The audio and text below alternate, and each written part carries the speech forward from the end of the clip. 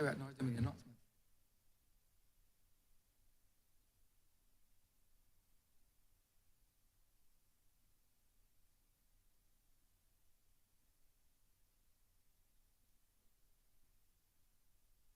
Minutes of the meeting held on Tuesday, June 11, 2024, to be deferred. Honourable Leader, Government Business. Thank you, Mr. Speaker. I beg to move that the aforesaid minutes be deferred. Questions that the aforementioned minutes be deferred. All those honourable members in favor, please say aye. Those against, please say no. Meeting the ayes have it. The aforementioned minutes are hereby deferred.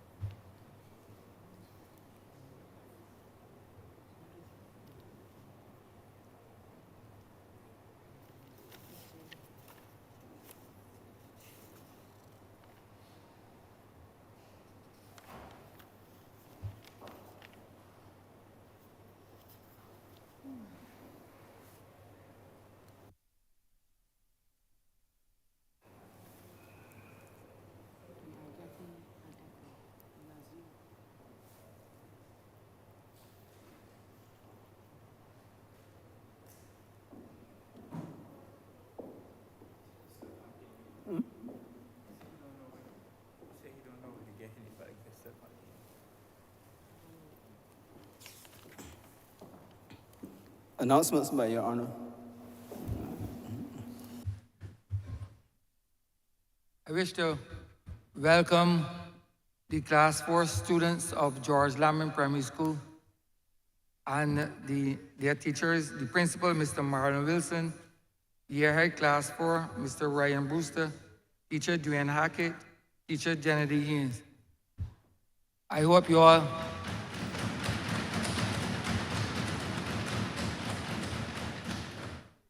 find this session enlightening to you and that you will take back what you learned to your schools and to your secondary schools and in your public life when you start to work. Welcome once more.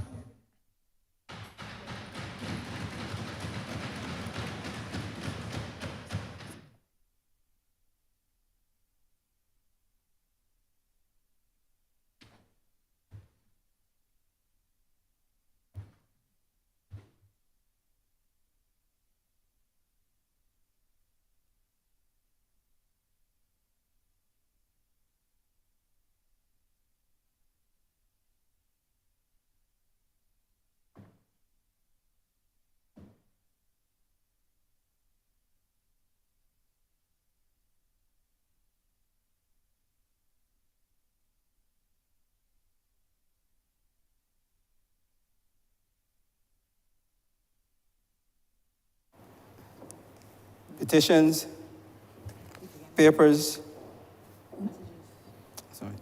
messages from Her Excellency the President, government notices, private members' notices, notices of questions, reports from select committees, first readings of bills, statements by ministers, congratulatory and/or obituary speeches, personal explanations, motions for leave of absence, oral replies to questions, notices of motion for the adjournment of the House on matters of urgent public importance, orders of the day. Honourable Leader, Government Business. Mr. Speaker, I beg to move the suspension of standing orders 6, 16, 18, 20, 42, subsection 5, 43, and 44 for the remainder of the day's sitting. The question is that the aforementioned standing orders be suspended for the remainder of the day's sitting. All those honourable members in favor, please say aye. Those against, please say no. Meeting the ayes have it. The aforementioned standing orders are hereby suspended for the remainder of the day's sitting. Government business, sir. Government business is the order of the day. Order number 7, in the name of the Honourable Minister of Industry, Innovation, Science and Technology, to move the passing of a resolution that the Parliament of Barbados take note of the Barbados Population Policy 2023. Honourable member for St. Michael South Central. Thank you, Mr. Speaker, and please permit me to join you in welcoming students of the George Lamming School, which sits, as you know, between our two constituencies. You know, we always say that people don't live in constituencies, they live in communities. So too do our students. And so I am pleased to greet the students and, as you have, wish them well in their educational journey onward. Sir, I am similarly very, very privileged, and perhaps it is fitting that we have these students who represent very much what Barbados is and will be joining us for this conversation to take note of the Barbados Population Policy 2023 to 2040. And I think it is important to say from the outset that this policy means to address a broad range of issues and how we respond to those issues across a multi-year period, across generations really. And we have 2023 to 2040 as the date for the policy, but we could easily have said 2050 or 2060. Because the matters that concern us with respect to population will and do concern us for many generations to come. Sir, I just late last week was working with some colleagues, sitting with some colleagues from all around the world, looking at issues of digital transformation, artificial intelligence, and so on. And one of the conveners of the meeting, in framing the meeting, said that he considered that the world is confronted by three key existential issues. He said this, I had not met the individual before, but I want to share what he said. He said that the first of those issues is climate, the climate crisis, and how our physical environment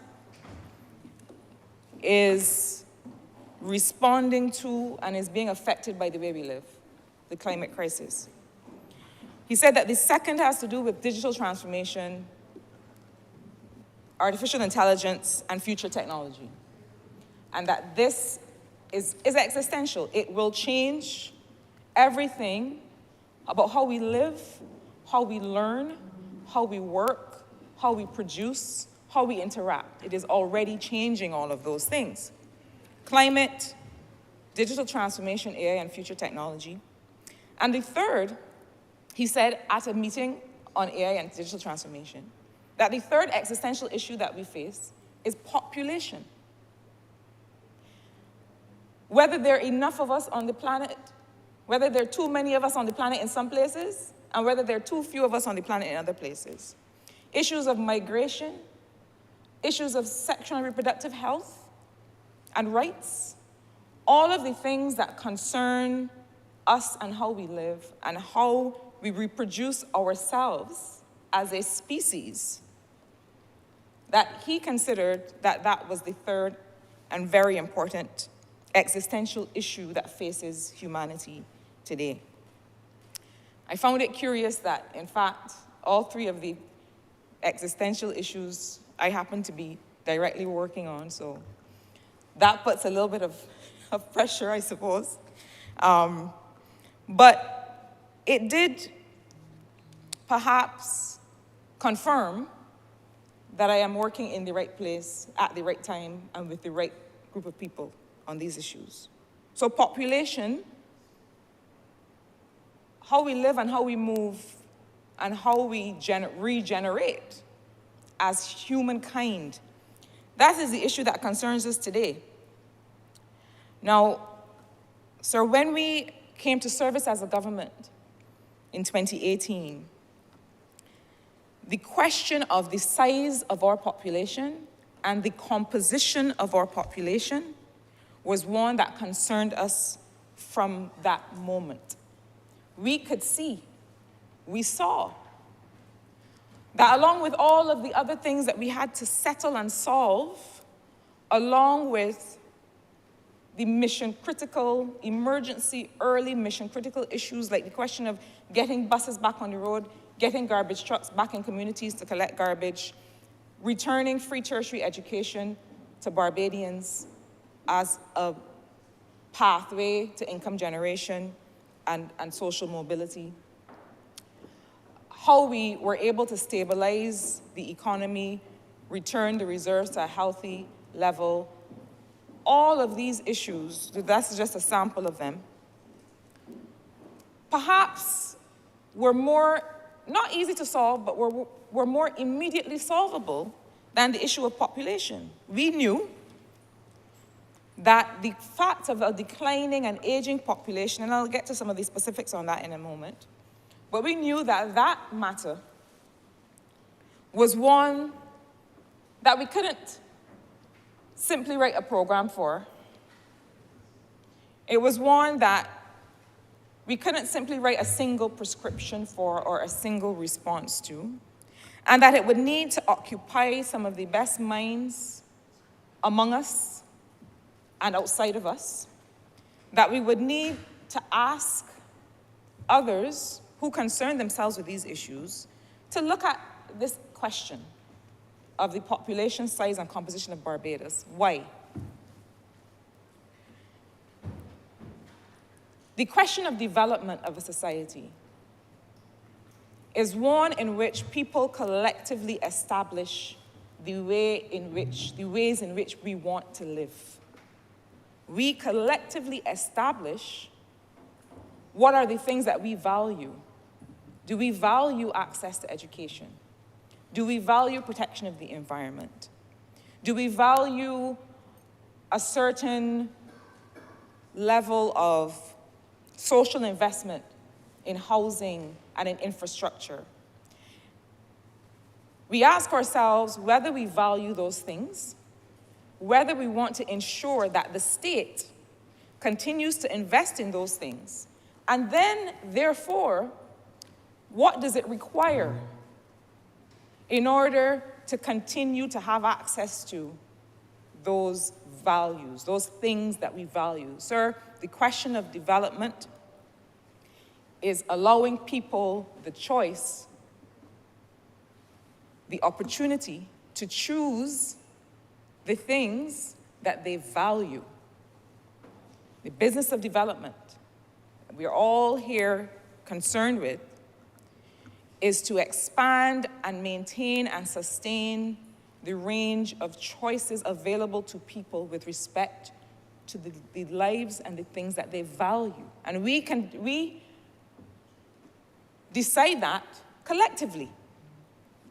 So we considered in 2018 that the question of our population and whether we had enough people, whether we had enough people of a certain age, to be able to continue to sustain the lifestyle that we collectively have determined that we value, that is the business that concerns us here today.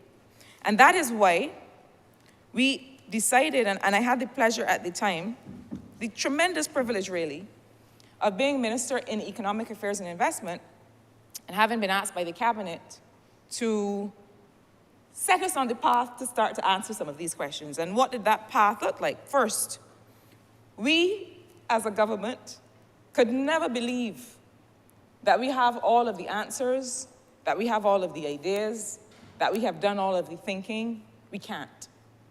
And when you see from time to time that we reach across and out and inside and around the globe and right here in Barbados to bring other ideas to contend, that is why. The irony is that the restrictions of population also affect the extent to which we can address the issue of population. The fact that we have limited human resources. I know that there are those of us who don't like the expression human resources because it sounds a little bit too utilitarian. Sounds like we are using people just as a means of production. I'm sure the honourable member who does not like that language will speak to it when he gets to his feet. But the extent to which we are even able to solve these policy issues also itself relates to the population question. put quite simply, here in Barbados, we find that we utilize the same resources, the same people, the same brains, the same minds, the same time for all of the different tasks that we have to do. And so it is not something that is sustainable. We need to bring in other minds and other talent and other ideas, not just because we want to apply different kinds of thinking and expertise to the topic, but also because we would never believe that we ourselves have the answers. And so we put together a population commission. Sir, let me say that I have been a part of, involved in, associated with many, many areas and efforts of work. And I cannot say that I have seen or been associated with more stellar work and engagement than I have seen with this population commission.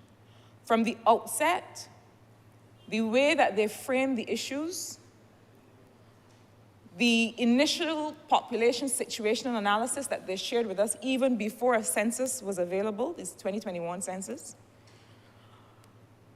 allowed us to have an appreciation of the issues, sir, in such a fulsome way that I have to say that, impressed is perhaps too glib an expression.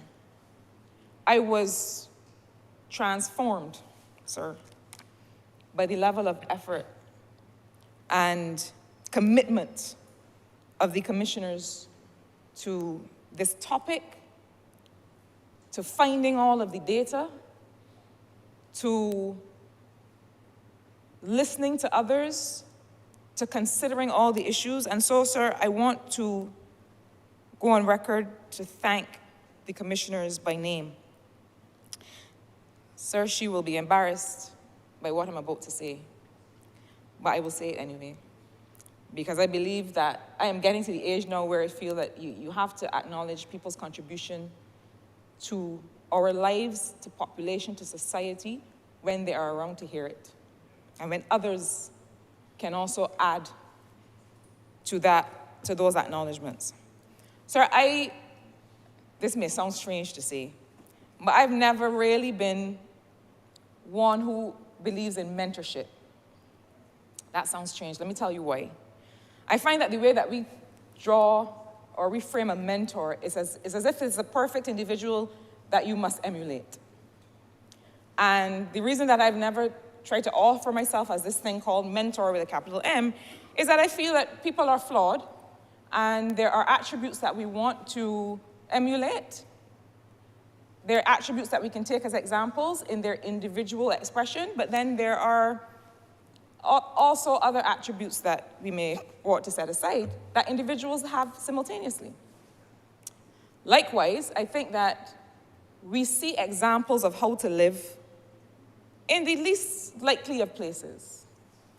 And there are people who may not consider themselves mentors, or we may not say that who are mentoring us, whose examples of life really encourage us. I see that every day.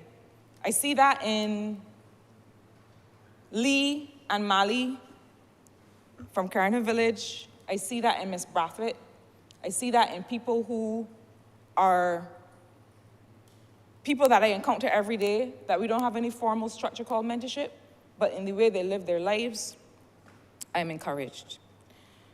But if there were ever to be anyone who I might consider closest to that notion of mentor, somebody certainly from whom I have learned so much as a young professional and as a person, it is the woman who chaired the Population Commission, Ms. Roberta Clark.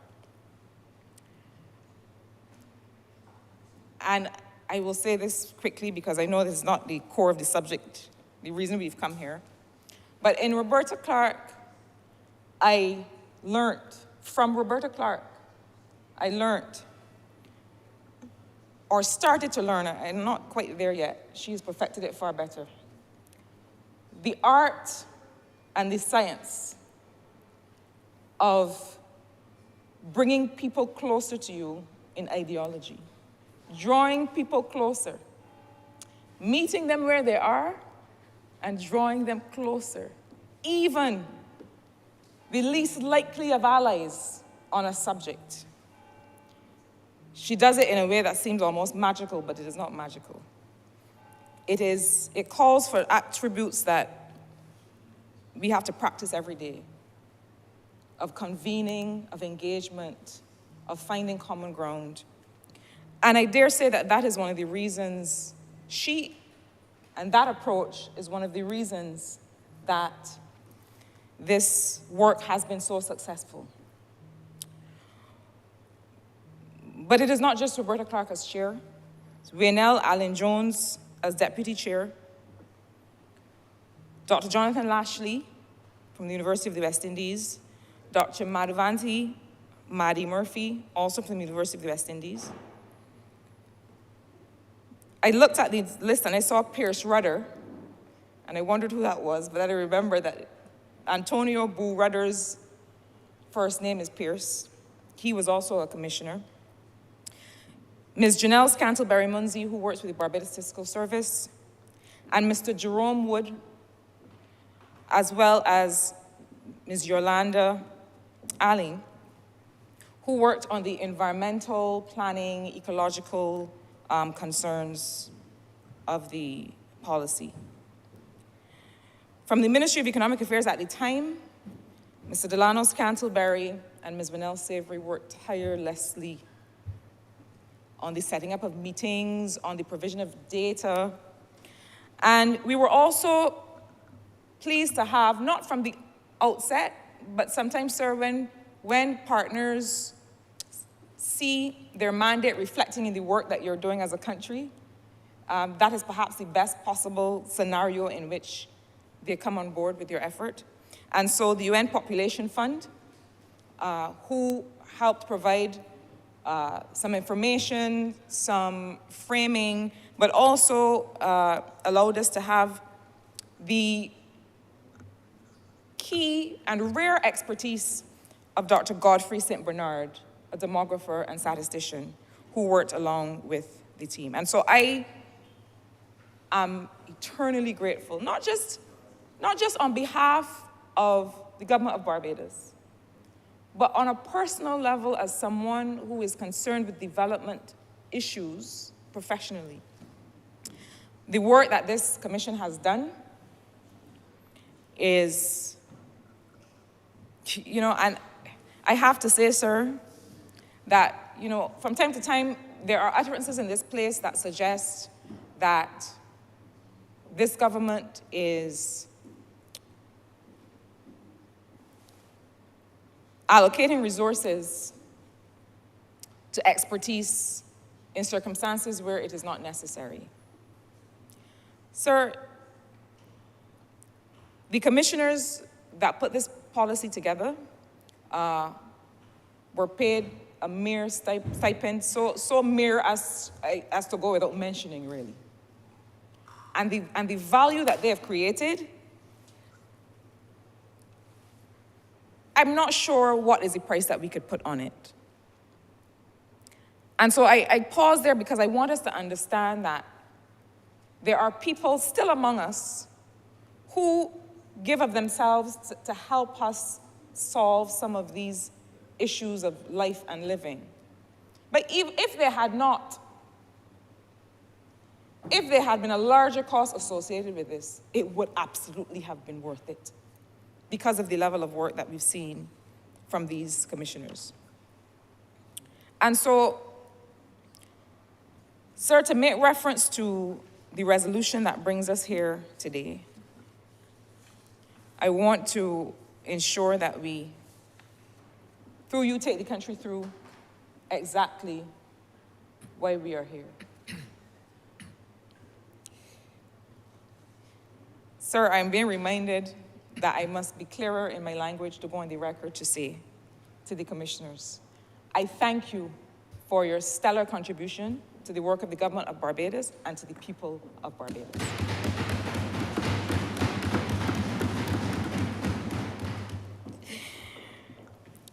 So to come to the resolution that brings us here today. Whereas the government of Barbados recognizes certain critical population trends over the last 40 years, including consistent fertility rates below the replacement rate of 2 to 1 children per woman, growth in the proportion of the elderly population, declining percentage of people of working age, and higher dependency ratios due to a reducing number of persons of working age and a greater proportion of elderly people. And whereas the government recognizes these current population trends can negatively affect economic growth and impede the capacity of the state to leverage the full productivity of the country's resources and meet the social care and security needs of its population. And whereas the government of Barbados has established a National Population Commission to advise on population issues, and this commission has engaged in extensive consultations with stakeholders, including representatives in the public sector, the private sector, the labor movement, other members of the third sector, and the general public.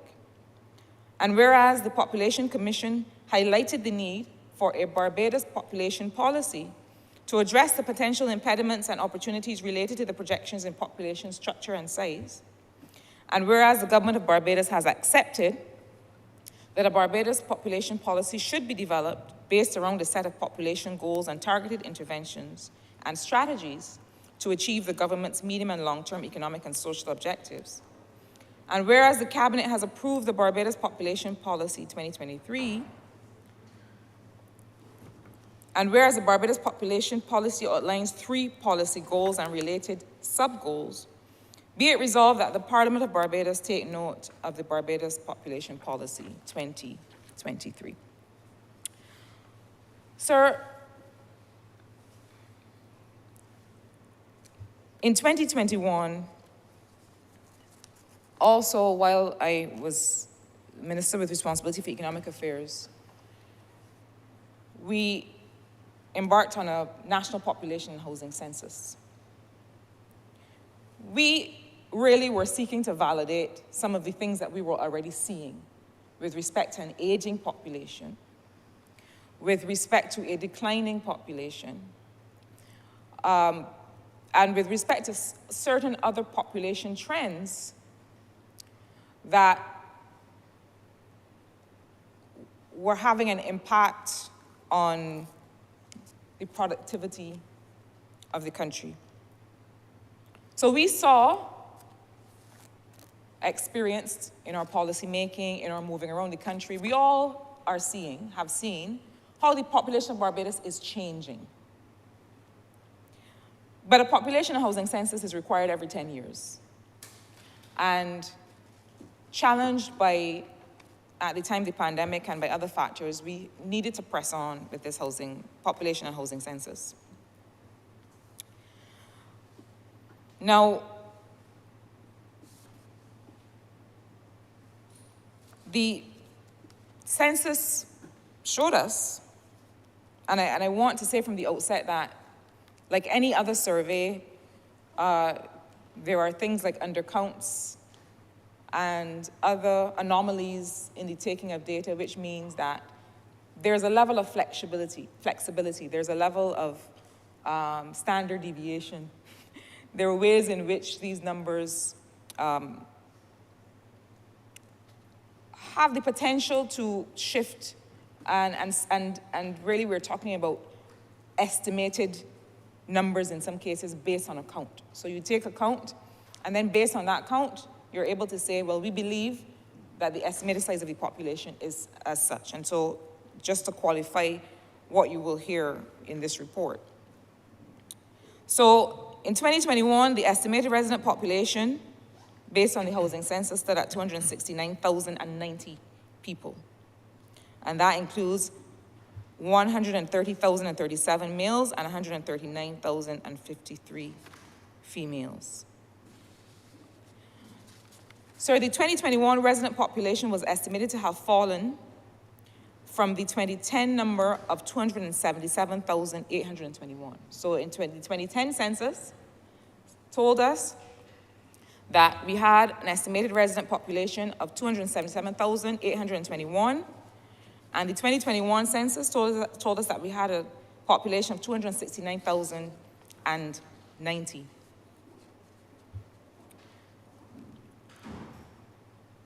Now, sir, the composition of those numbers is extremely important for what we're talking about here today. From that census, the 55 to 59 age group represented the largest portion of the population. 19,655 people, 9,204 males, 10,451 females. 55 to 59 age group in 2021 was the highest proportion of the population. Let us compare that with 2010. In 2010, the largest proportion of the population was in the 45 to 49 age group. In 2000, the largest proportion of the population was in the 35 to 39 age group. I will repeat so that members and those listening to me through you, sir, can follow me in the trend. The 2021 census, the largest proportion of the population was found in the 55 to 59 age group, which means what? That's affecting the average. In 2021, most of the people we had were 55 to 59. Compare that to 2010, most of the people we had were 45 to 49. And in 2000, the most of the people we had in the country were 35 to 39. The population of Barbados is aging, on average, is getting older. The median age of the population in 2021 was 42.5 compared to 37.3 in the last census. The average age is higher today than it was in the last census. We know from international standards, from established standards, that populations that have a median age of less than 20 are considered young. So many of our sisters and brothers on the continent of Africa have the distinction of having very young populations with all of the potentiality that brings. So populations with a median age of less than 20 are young. Those with median age of between 20 and 30 are considered intermediate. And those with a median age of greater than 30 are considered old. So the population of Barbados, all of us in here, and all of us outside, taken as a median, are old, sir. Together, collectively, we have to carry that honor. And sir, not only is it aging and old, and I do not say these things to be disparaging, but this is the economic classification that we use. It is also not refreshing itself at a rate that is fast enough to replenish itself. And this is directly related to a decline in births in conjunction with the fact that deaths began on a steady increase from 2014, and there was a crossover of births and deaths occurring in 2016. And so we are now at the place where we have a declining population. We are not replacing ourselves as quickly as we are dying. Now, we also, that is also affected by people who leave. But it is important to note that there has recently been a decline in outward migration of Barbadians. I think that is important to establish. So we have seen, on average, over 60 years, an increase in people leaving Barbados to find work overseas. But that rate of outward migration is actually on the decline. Now, it may suggest many things. That may suggest that the external environment for living and working has been affected negatively, but it may also suggest that the internal environment in the country for living and working has improved, and that people are choosing to stay and make their lives here rather than leaving at the rate that we earlier saw. So we know, sir, that an aging population, if there's no intervention, is going to mean what? That there are decreases in the workforce, that there are increases in the care responsibility by a minority for a majority of the population. So we call that a dependency ratio. And we know that we have increasing dependency ratios.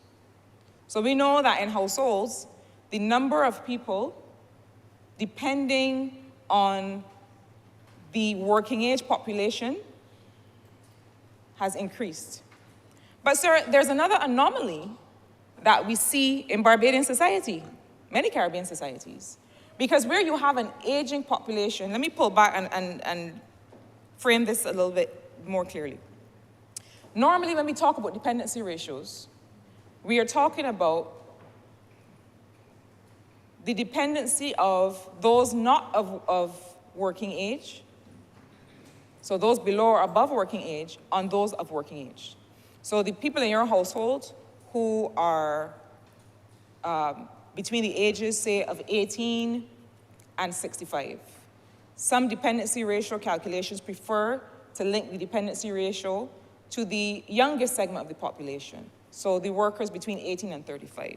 But the idea is that there are children in that household and there are elderly in that household who are not working and so depend on the income of those that are working. But we have a feature of Barbadian societies where we also see this inverse notion of dependency, where we have a percentage of the population, a part of the household, that is dependent on the income of the aged. We have a percentage of the household that are dependent on the pension or other incomes of the aged. It is actually a reasonably rare phenomenon. And we are seeing this increasing in Caribbean societies. It has all kinds of implications for how we deal with the question of pensions and the preparation of people and families for their later years. It has implications for things like insurance and estate planning, and how we ensure that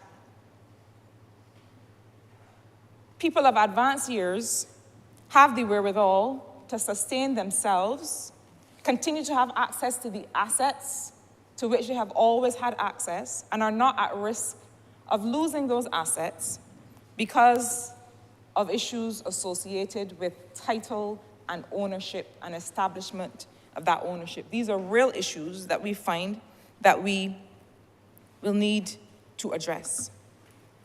So we have dependency on the working population, but we also have dependency on the aging population. And there are many of us who speak every day to Barbadians, older Barbadians, who say to us, well, I have the pension, but I also have a son who passed away.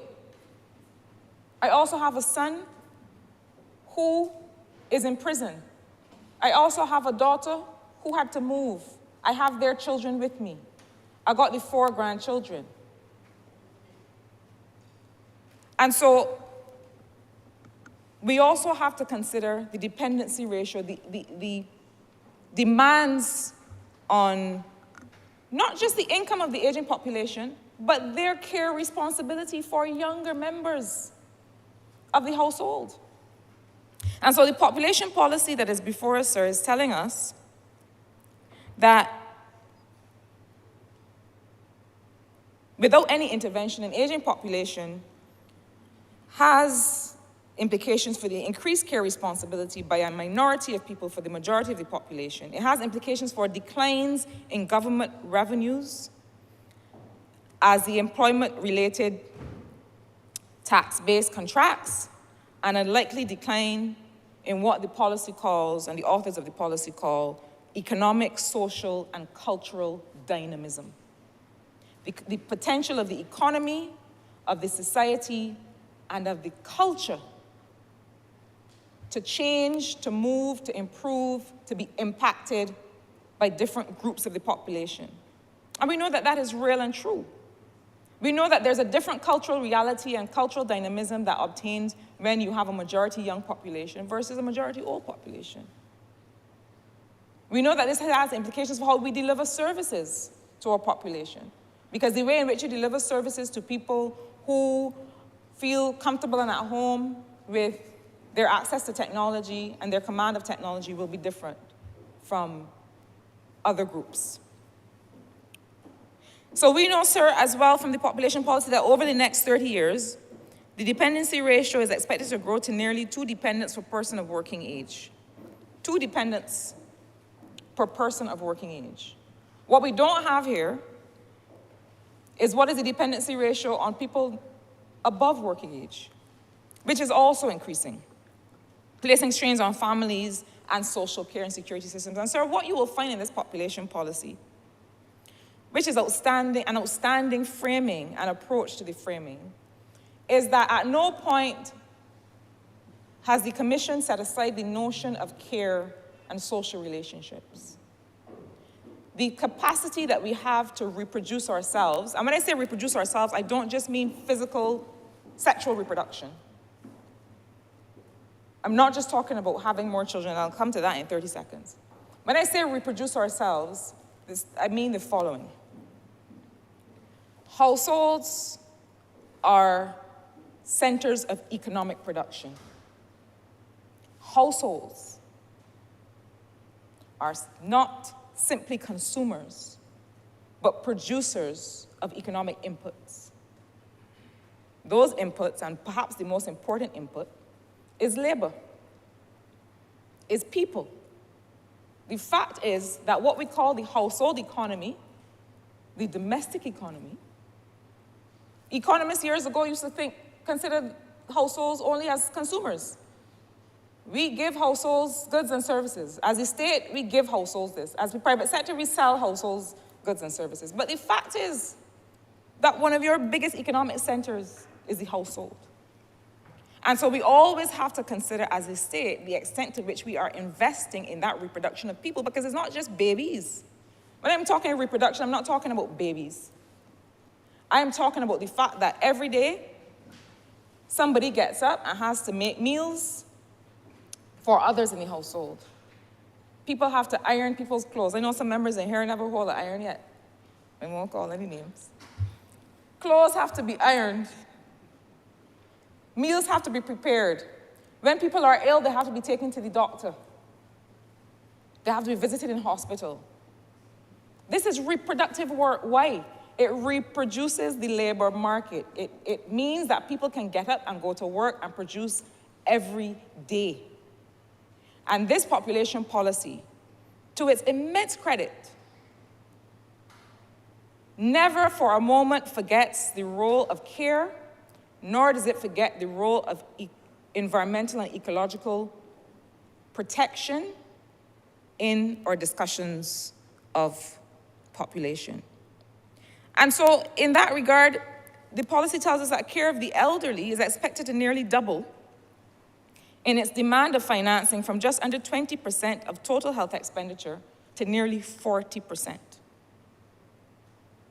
So when people wonder why the government is building a geriatric hospital, the fact is that we know that the nature of health care is changing. Yes, we are delivering health care to an entire population and we are involving people in their own care, but we know that that the majority of the population in that conversation about delivering health care is an older population. So Sir, population policy also considers that the current population structure in Barbados is the unintended result of improvements in socioeconomic conditions and the realization of human rights. And why?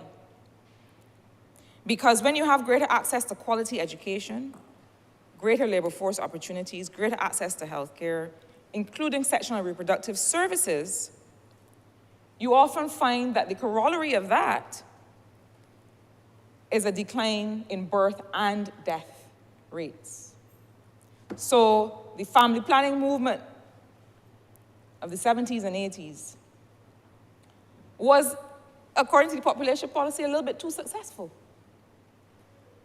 Similarly, the investment in healthcare has meant that people are living longer. And so this is not a straightforward conversation, because we also have to look at the quality of life issues. We want people to live longer with a high quality of life. And so I am sure that there are others in this debate here and in the other place who will begin to address some of what those investments may need to look like. But I want to say from the outset, sir, that this population policy this population policy sets a framework for all of the different policies, interventions, pieces of legislation that will need to be triggered across every single sector of government. This is, sir, a development policy. And you'll see in a minute why I say that. But before I go into the purpose of the policy, I want to say something very clearly. Sir, you and the people of Barbados, through you, will, I hope, by the time I take my seat, understand that the call to address the population issues from the government of Barbados, from this government, the call and the need to address population issues is not to say to people, have more children. Somehow, somewhere in the narrative that has escaped, there is a notion that the only response this government has to the population question is to say to Barbadians, have more children. That is not the call. That is not the policy solution that is being put forward by this government. I will go on to some of the policy solutions, but I want us to understand that it would be such a gross oversimplification of the issue and of the attendant solutions to say that have more children is the solution. I would consider my education wasted if that was all I could bring to bear on this conversation. So we will go on to what we are bringing to bear on the conversation. That the purpose of the population policy is to promote sustainable and inclusive development and good quality of life for Barbadians and residents without compromising environmental sustainability and the ability of future generations to meet their needs. I will repeat the purpose. The purpose of this National Population Policy 2023 to 2040 is to promote sustainable and inclusive development and good quality of life for Barbadians and residents without compromising environmental sustainability and the ability of future generations to meet their needs. So the equality that we are seeking, that we are targeting, on which we are insisting, is not just equality today between women and men, between adults and children, between people from rural and urban Barbados, among all groups of people alive today. But we are also seeking to have a degree of care, consideration, and equality between people and the planet, between people and the environment. And then on the other hand, between the people alive today and the future generations. So humankind has always had a very extractive approach to how we live our lives, traditionally. Earlier industrial revolutions were based on a model of extracting forced labor from subjugated populations and extracting value from our natural environment. That has been the model. What we are saying today is that the model must be, how do we live in alignment with the environment? How do we remove that extractive approach to development and industry? And how do we also ensure that this is not just about the people alive today, but who told you that you are the only one that has a right to enjoy the planet because you happen to be alive now? What about the ones that are joining us in the gallery who will live far longer than we will live? And their children who are not yet here. So the population policy has 3 interrelated policy goals. The first, ensure a population size sufficient to grow and sustain adequate levels of social care, productivity, labor force participation, and revenue for inclusive development. So the first policy goal, sir, is a demographic goal. It has to do with the size of the population that we're aiming to affect. We are aiming to affect the size of the population, and we're aiming to affect the composition of the population. Ensure a population size sufficient to grow and sustain adequate levels of social care. That comes first. Productivity, labor force participation means people's access to decent work and to the actualization of their potential. That's what we mean by labor force participation. We don't just mean coming to work. Having access to decent work and the actualization of people's productive capacity. Whatever I can do, I feel I can do. I have a mug that I drink from, sir, that was given to me by a person very dear to me. And it says, and he gave it to me when I was about to start writing a book, but I ain't finished writing the book yet, so perhaps I should drink from the mug more often. It says, whatever you can do or believe you can, begin it. Whatever you can do or believe you can, whatever you feel you can contribute to life, the state wants to be able to sustain that positive, productive capacity of people. So it's not just having a job. It is also about self-actualization. Labor force participation and revenue for inclusive development. Sir, let us not fool ourselves. When I was a child, I used to read the now deeply problematic Enid Blyton. We didn't know that at the time. We used to read a lot Enid Blyton, and there was a enchanted forest, and there was a faraway tree, and at the top of the faraway tree, there was something called the land of take what you want. You can imagine that for a child, that was a fabulous place. You climb the tree, and the whatever was at the top of the tree used to rotate. So you didn't know what you were getting when you got to the top of the tree. But if you happened to luck into the land of take what you want, you just went there and you got whatever you wanted. And life was beautiful. And wow, to what extent do we believe? How much do we wish that we lived in the enchanted forest, at the top of the faraway tree, in the land of take what you want? But we do not. The role of the state is to be able to garner resources, to provide economic goods and services, economic and social goods and services to people. I've said in this place many times that that's what economics is. If anybody tells you anything different, it's not. It is the provisioning of goods and services, public goods, private goods, economic goods, social goods, to people, and the means by which you are able to do that. We would be fooling ourselves if we did not believe that we needed to have the revenue base to be able to deliver the kind of life and well-being that Barbadians value. So those are the things we need. We need social care to produce that level of well-being. We need everyone's productivity. We need labor force participation and revenue to do it. We need revenue to do it. We can't do it without that. It takes cash to care, sir. And so policy goal number 2, provide Barbadians and non-Barbadians, now and in the future, with opportunities for personal development.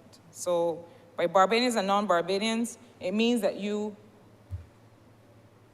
may be a Barbadian or you may be living here and not be Barbadian, but you are here as part of the productive economic and social pool of the country.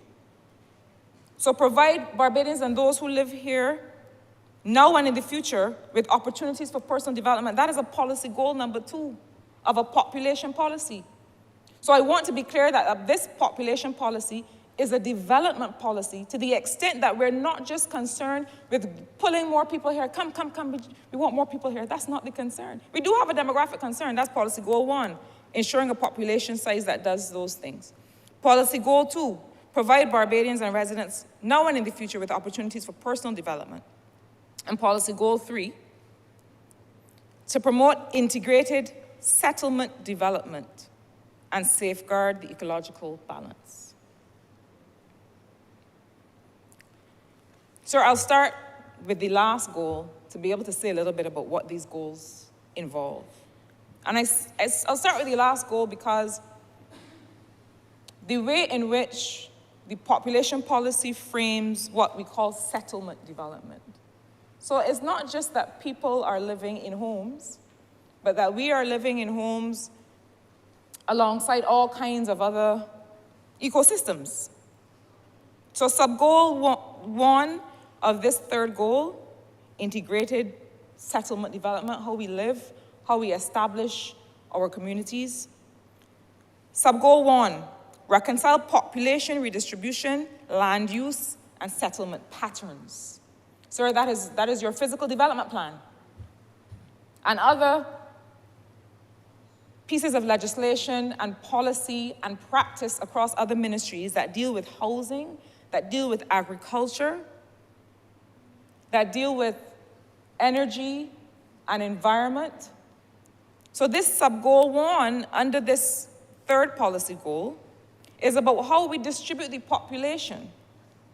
It has to do, sir, with how we move people around the country. Understanding where people live, why they want to live there, and what they need in order to live full lives there. It means transportation. It means water and sanitation. It means access to housing. But it also means making sure that those of us who want to live closer to the land, in a closer relationship with the land, we farm, we raise animals, we keep bees because we like bees, because we like honey. We harvest other plants or grow other animals because not only of their economic value, but of their relationship to people. So that's the first one. Sub-goal 2, under goal 3, ensure the efficient management of natural resources and the environment. And sub-goal 3, strengthen collective resilience to the impacts of the changing climate. So, sir, in this population policy, there is an entire policy pillar that relates to how we live, how we settle in communities together alongside other ecosystems. Policy goal 2 that I just mentioned, that talks about providing Barbadians and residents now and in the future with opportunities for personal development, includes as its first sub-goal, promote and strengthen the care economy. The care economy, sir, is what I described to you earlier. The fact that there are those of us who care for children, for the elderly, for the ill, for other populations that require care, And sir, it is so important to understand, and I always emphasize that there's no policy or legislative instrument that stands on its own. This Barbados Labour Party administration has a unity of policy and action, sir, that, not because I happen to be sitting where I'm sitting, but if I dare say, is perhaps unmatched in any other administration that I've seen.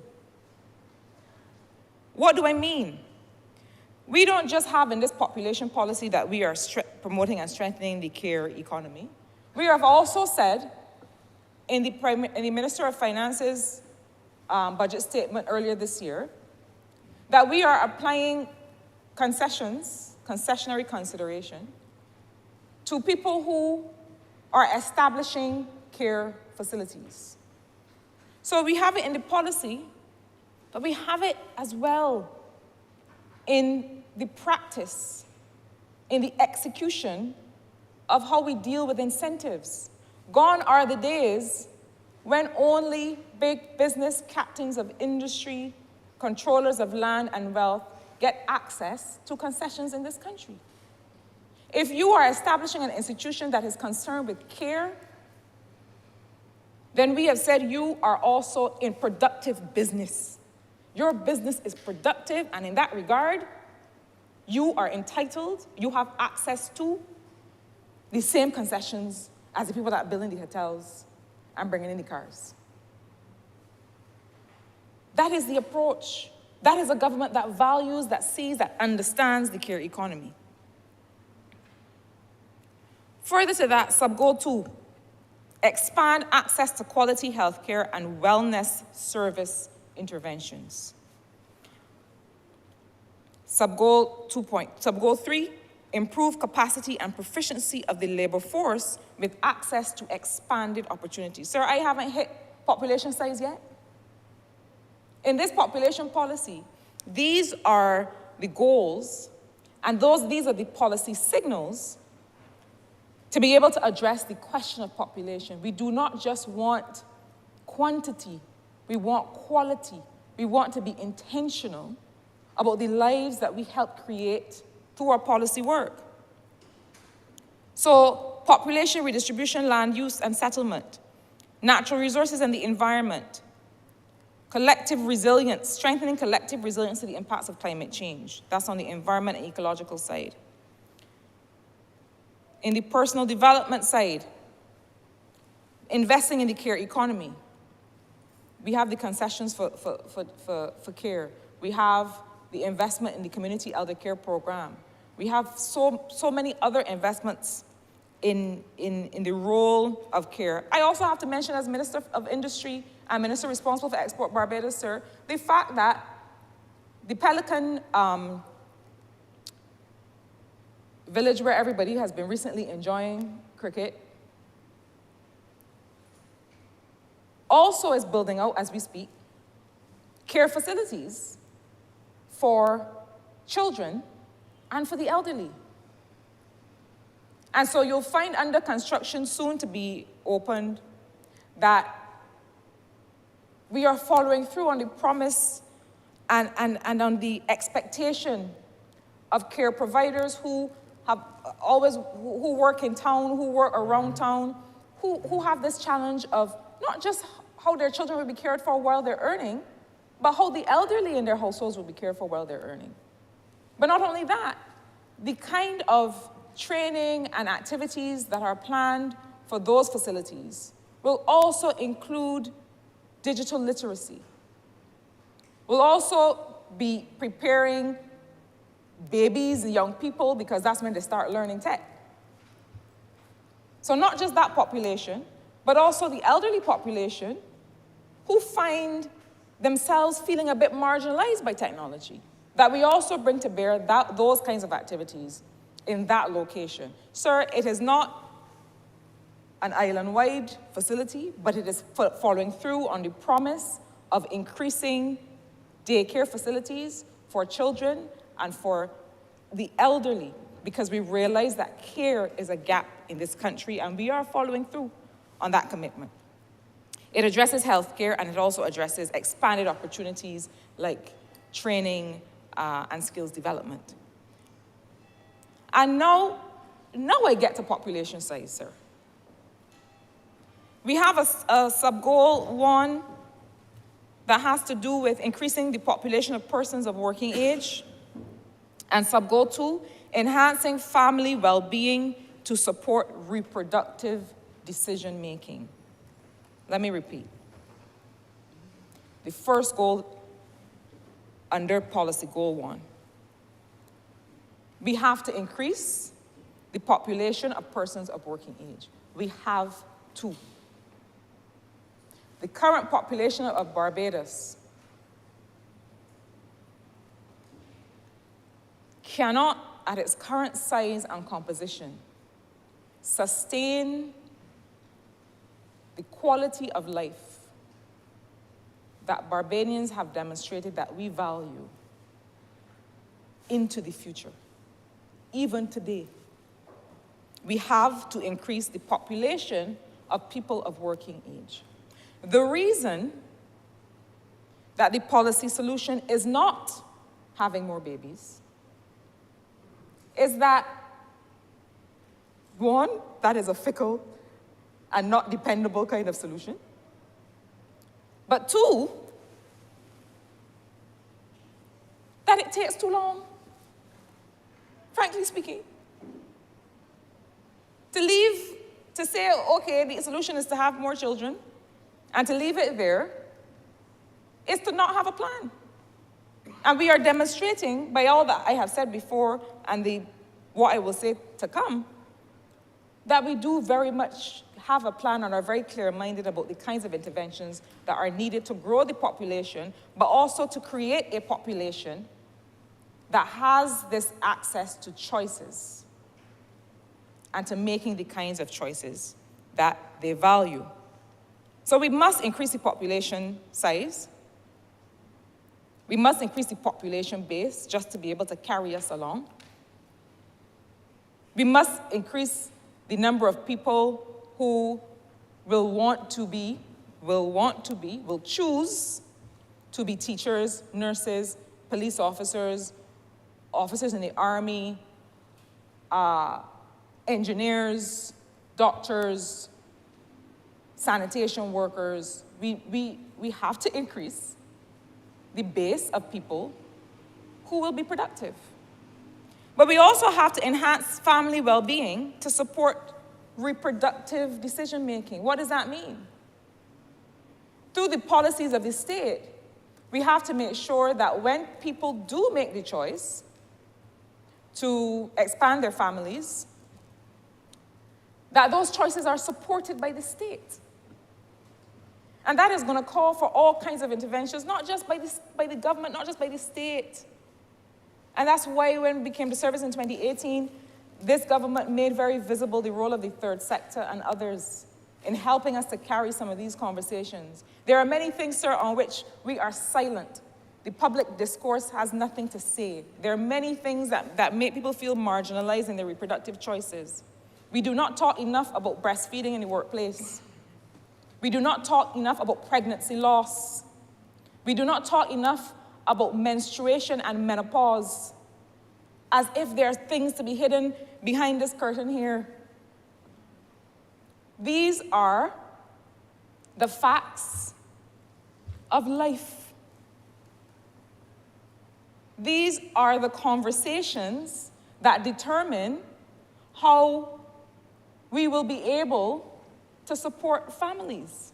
But similarly, sir, we also have to make sure that we continue to invest in things like parenting classes.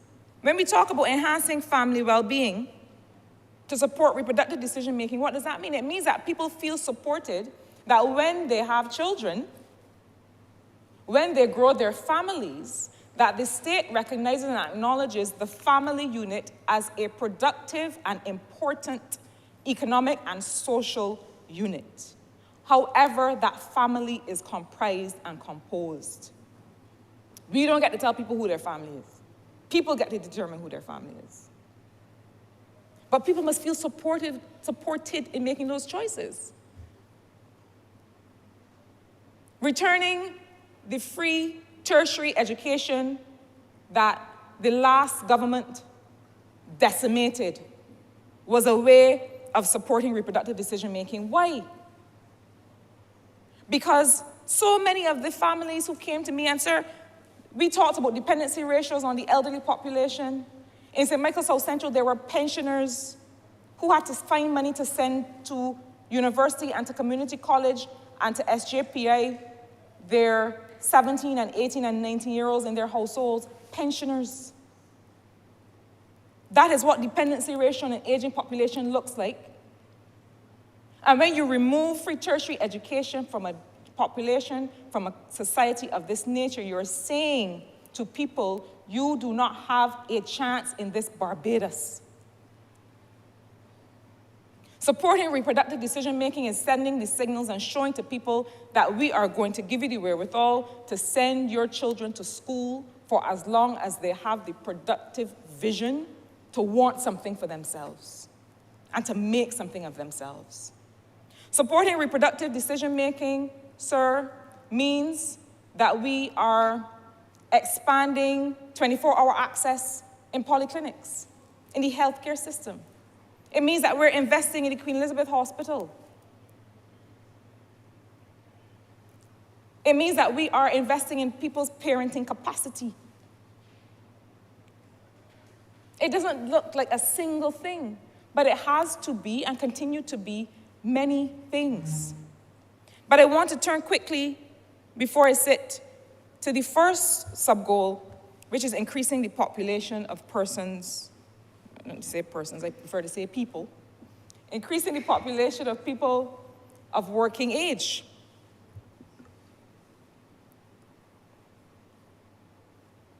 Sir, much of what has to be done, and that is why the population policy pulls together a group of ministries and actors who have to come up with the action that actually actualizes, that is a very clumsy sentence, the activities and the interventions that bring life to this policy. They're not contained in the policy itself. So, for example, we have to, at the appropriate time, look at who gets to be a Barbadian, who gets to call yourself a Barbadian, who gets to be a citizen. There are many in the diaspora with ties to Barbados, family ties to Barbados, that bemoan the fact that they must feel isolated, that they cannot contribute, that if they come here, they're not recognized as Bajan because of how far removed they are, because they might be a granddaughter or of a Bajan father or a grandson of a. Let us have the conversation about people actualizing themselves as Barbadians and how we're able to allow them to do that and to count as Barbadians who are living and working here, if they so choose. But we also have to look at who moves from other parts of the world to come here. And I want to be very clear. The reason that this population policy looks first and foremost at the issues of carrying capacity, that's what this policy looks at. What is the population that we can carry? What are the commensurate levels of investment in things like water and sanitation, road infrastructure, education? Because we have to look at that first. Let us make sure that we build out the wherewithal to then say, we are going to invest in the productive capacity of Barbadians and residents here. We're going to support family well-being to support reproductive decision-making here first.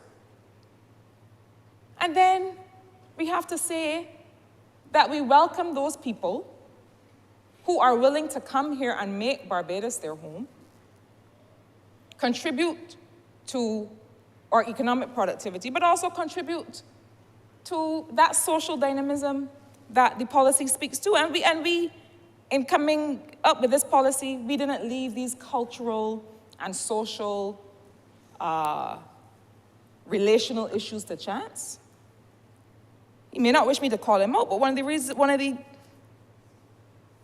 contributions that Mr. Rudder was able to make to these conversations had very much to do with some of the cultural norms and evolution of a society that starts to welcome others. But Barbados has a history, has a legacy, a proud legacy of welcoming others.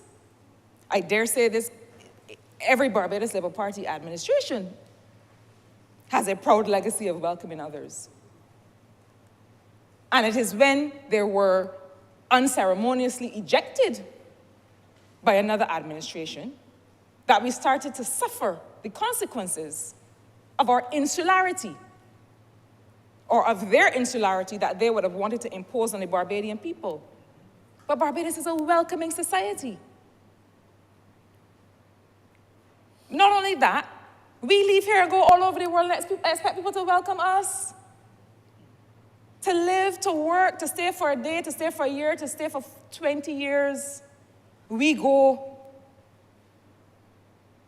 When you go to Panama, you're inclined to stop somebody on the road and say, I know you. You see yourself in people from Panama. You see yourself in people from Guyana. You see yourself in people from Venezuela. All over this globe. We have people excelling all over the world. And we expect when we send people away that somebody is going to treat our children good. We expect that people are going to be accepted and allowed to meet their potential in other environments. By the same token, if we want to ensure that we have and we live in a Barbados that provides opportunity for all, it is time for us to continue the conversation about embracing others who come, and at the same time that we are investing in improving opportunities for Barbadians and those who live here, we are doing the same for those we welcome. It is not a zero-sum game.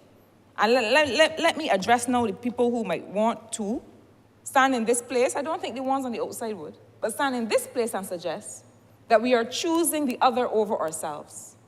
We are never doing that. Barbados has never, under a Barbados Labour Party administration, done that.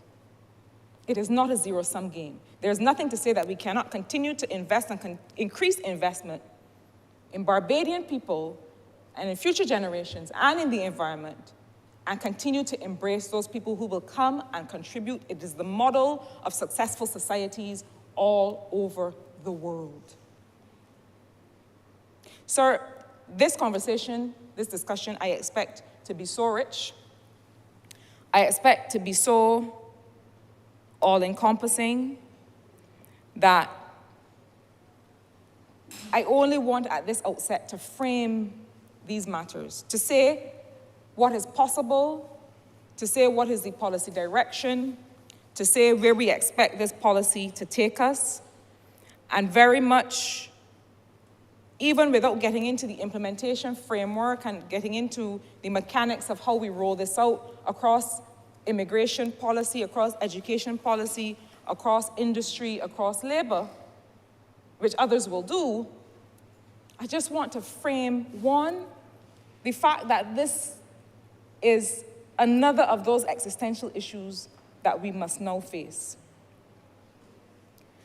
We could never believe that in our lifetime, in our generation, that we would not have to face the same life or death, the same fundamental questions that our ancestors faced. Why would we believe that?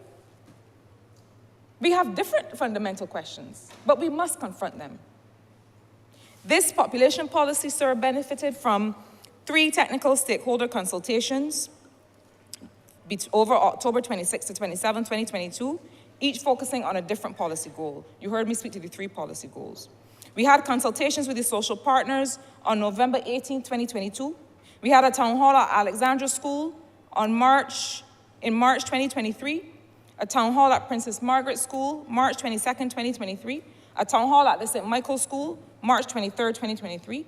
We had an online Polyspace initiative held, which Kev's Politics, everybody knows Kev's Politics on Twitter, helped us to put together.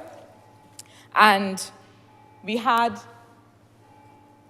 extensive consultations in informal ways that the commissioners also engaged in and brought to bear on the policy. So we have taken this policy, sir, around the country. We have heard from people on it. And we do not suggest, we cannot possibly suggest that everything that is to be contemplated has been contemplated. And why? Because not everything that will happen that will affect this policy has happened. And so, like most things, we expect this to be a living and breathing policy document that does not just sit here on its own, but through our own execution will manifest in different areas of work, in different pieces of legislation, in different programs across the government. And so, sir, I, with such pride and pleasure, commend this policy to this chamber and through you to the people of Barbados, and ask, sir, that this resolution do not pass.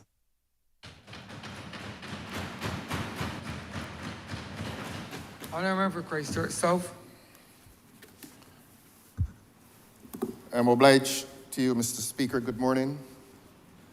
I was not physically present when you welcomed the students, the primary school students. I believe you said they're in fourth form of the George Lamin Primary School. And I join with you, Mr. Speaker, and with the Chamber in welcoming these young persons, these young citizens, and their teachers to this place. I don't know what they think of Parliament. I don't know what is their concept of Parliament. I know that their teachers will have a fair idea as to what is this Parliament and what happens here.